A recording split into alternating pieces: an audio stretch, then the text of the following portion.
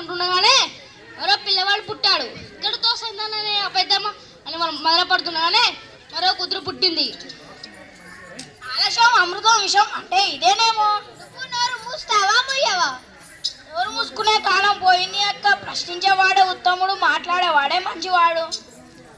తర్వాత కాదు వినండి. తల్లిదండ్రులకు పాటులకు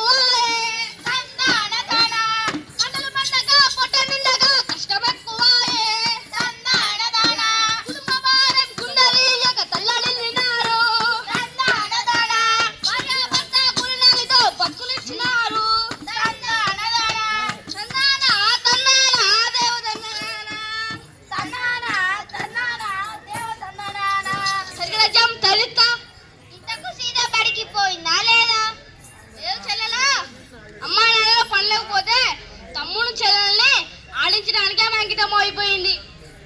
పిల్లలు బడిలో పెద్దలు పనులు అన్న సంగతి వాళ్ళకి తెలియదా అన్న? 16 ఏళ్లలోపు పిల్లలు పనిలో పెట్టొద్దన్న చట్టం గుర్తించి వాళ్ళు ఎందుకు పట్టించుకోలేదు? చట్టాలను అమలు చేయడం ఏ ఒక్కరిది బాధ్యత అనుకున్నంత కాలం పరిస్థితి మార్పు రా తమ్ముడు. ఇంతకు ఆ చిన్నారి సీతమ్మ ఏమేం పనులు చేసేది? ఇంటి పనులు చేసారా? కొత్త పని కొత్త నేర్చారా?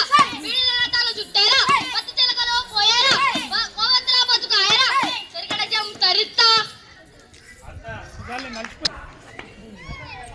ఇంకా చేయించాలి ఉండగానే పిల్లలు అలసిపోయినారు. వాళ్ళందరూ భావించకండి. ఈ బుర్రకథలు పదే